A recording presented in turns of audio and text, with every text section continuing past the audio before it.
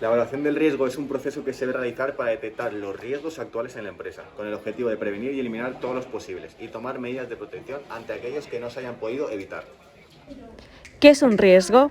El riesgo supone la posibilidad de que tiene el trabajador en la empresa de sufrir un daño mientras desempeña su trabajo.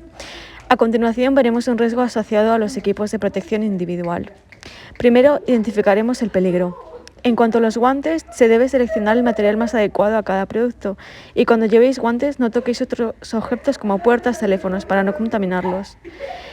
En cuanto a las gafas de seguridad, protegen los ojos frente a salpicaduras y pequeñas partículas. No se debe utilizar gafas en el laboratorio, ya que es muy difícil retirarlas si entra una sustancia química en el ojo. Utilizar gafas de seguridad graduadas. La ropa de protección, la bata de laboratorio debe ser de manga larga y ha de cubrir por debajo de la rodilla, también en verano. Una vez que identificamos el riesgo del peligro y lo describimos, queda estimarlo, que sería graduar la probabilidad de que se produzca el daño establecido a niveles altos, medios o bajo, la severidad de sus consecuencias y el número de trabajadores expuestos. Por último, emitir un informe o juicio teniendo en cuenta las fases anteriores y determinando la tolerancia de estos riesgos, que sería valorarlo. Todos los equipos de protección deben estar homologados y son de uso individual. La evaluación de los riesgos se debe realizar antes del comienzo de la actividad empresarial y debe ser actualizada con cierta periodicidad. Se llevarán a cabo evaluaciones siempre que se incorporen nuevas tecnologías, nuevas condiciones de trabajo, equipo, maquinaria o herramientas. Cuando se produzcan daños a la salud y se incorporen a la empresa trabajadores nuevos o trabajadores sensibles, como por ejemplo menores de edad.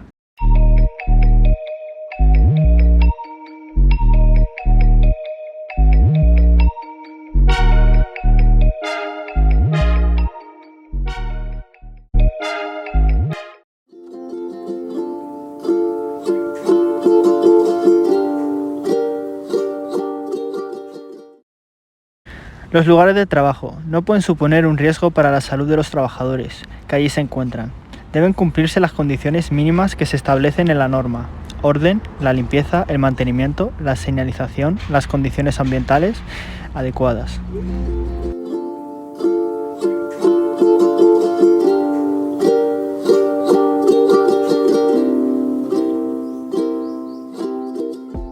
Los equipos de trabajo son cualquier maquinaria, aparato, instalación o herramienta utilizada en el trabajo. En este caso os vamos a enseñar las herramientas o el equipo de trabajo de una persona que se dedica al mundo de la cocina.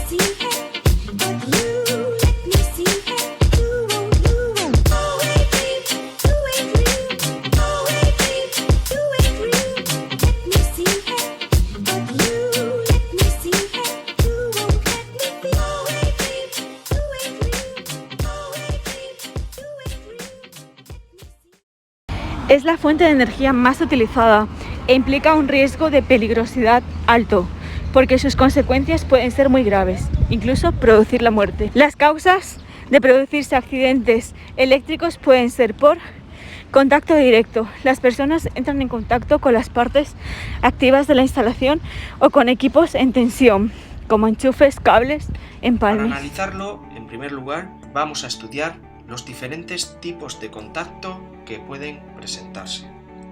Contacto directo. Hablamos de que se ha producido una descarga eléctrica por contacto directo cuando el trabajador ha sufrido una descarga al ponerse en contacto con partes activas, es decir, con partes por donde normalmente circula la corriente eléctrica. Por ejemplo, un trabajador que recibe una descarga al cambiar un enchufe y entrar en contacto con los cables del enchufe.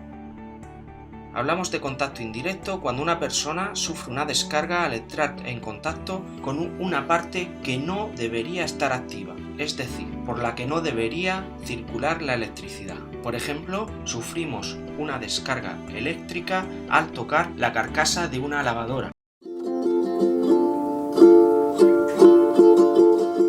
este tipo de riesgos se generan gases tóxicos que afectan al cuerpo, produciendo asfixia y pueden provocar la muerte. También las altas temperaturas y el fuego provocan quemaduras internas y externas. El calor causa fatiga, deshidratación y bloqueo respiratorio. Las llamas producen quemaduras externas. En situaciones extremas no debemos olvidar que se producen bloqueos en las reacciones, porque las personas se ponen nerviosas y entran en pánico, lo que afecta al comportamiento correcto y adecuado a la situación. A continuación vamos a ver un ejemplo.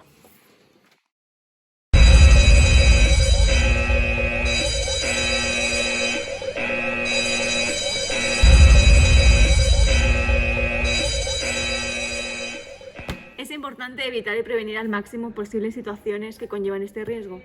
Con esa intención, las empresas realizan simulacros en actuaciones, disponiendo de un plan de emergencia de cara para conocer cómo actuar, determinar medios y recursos responsables de emergencias para reducir daños y posibles víctimas. A continuación, meteremos un vídeo del incendio en una empresa.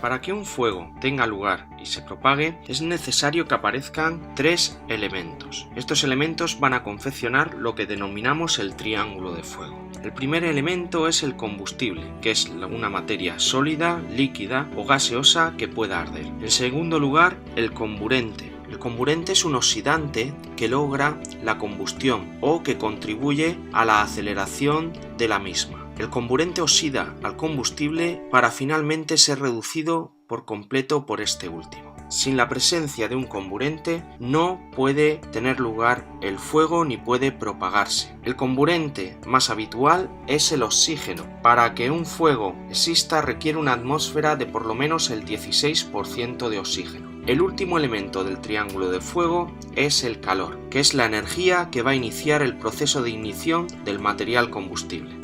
Si eliminamos alguno de los factores, el fuego no puede producirse o se apagará si ya se ha iniciado. Contaminantes químicos. Es toda materia orgánica o inorgánica carente de vida propia. Según su estado físico, pueden presentarse en forma de sólido, líquido o gas. Contaminantes biológicos. Es todo agente vivo predominante microscópico, que estando presente en el ambiente puede producir enfermedades comunes o de las calificadas como profesionales. Entre ellos destacan los microbios, virus, bacterias, protozoos y hongos.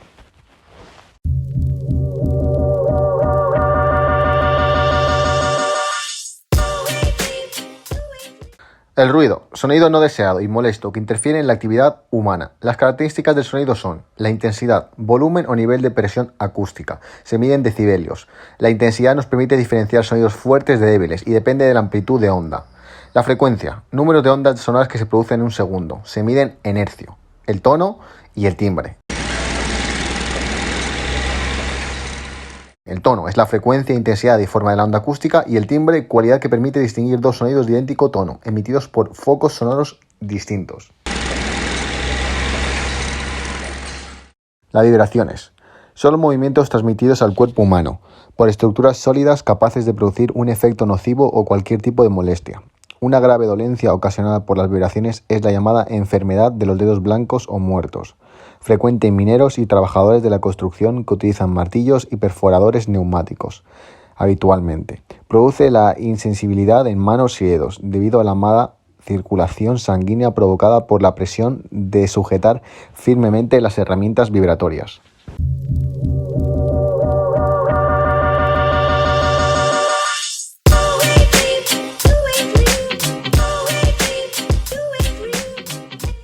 La iluminación. Trabajar habitualmente con una mala iluminación puede provocar molestias físicas como la fatiga ocular, dolor de cabeza e incluso mala postura, disminuyendo el rendimiento y aumentando la probabilidad de sufrir un accidente.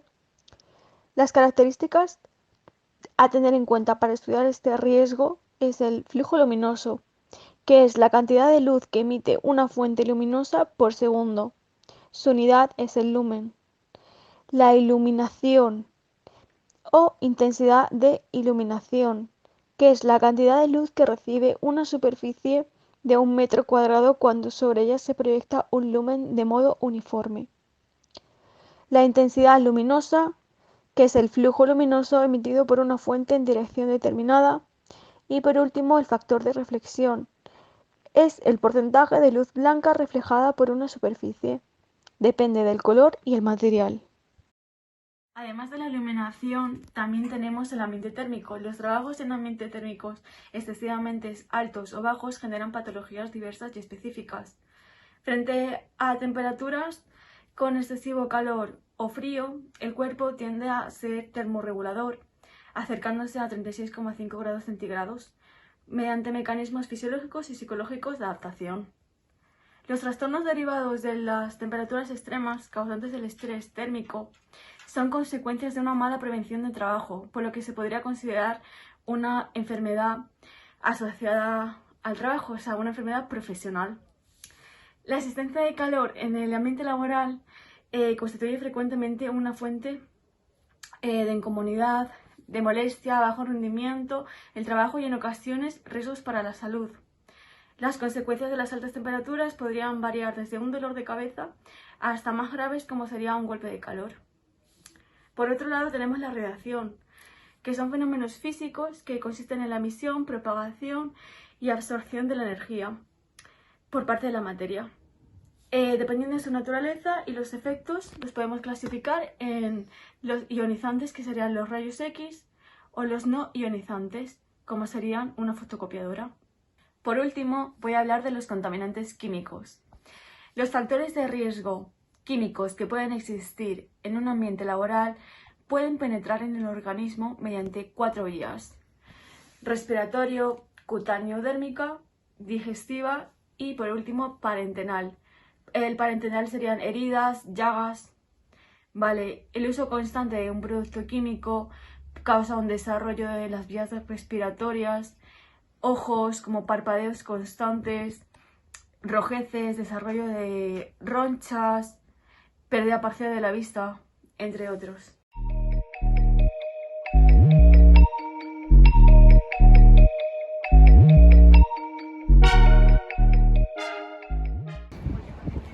Como podemos observar, estas son las pésimas condiciones laborales de una trabajadora que está durmiendo aquí. Vamos a despertarla y que nos comente un poquito.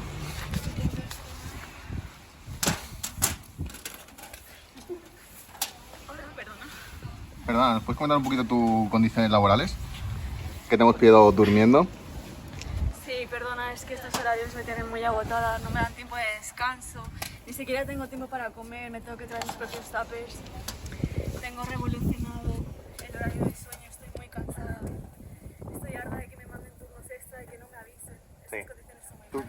Como podemos ver, trabajar habitualmente o realizando turnos rotativos puede ser un factor de riesgo laboral.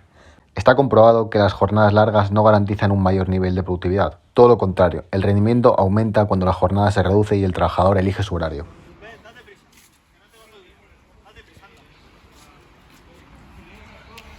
¿Ves todo lo que hay ahí? Sí. Pues quiero que lo recojas en menos de un minuto y te pongas a barrer luego todo la pista. Luego quiero que vayas y ordenes los archivos que tengo dentro de la oficina, ¿vale? Así que date prisa. En menos de un minuto quiero que esté todo hecho. Así, andando.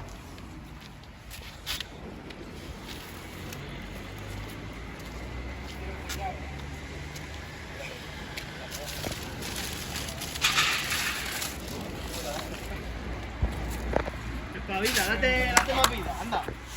Tenemos cosas que hacer.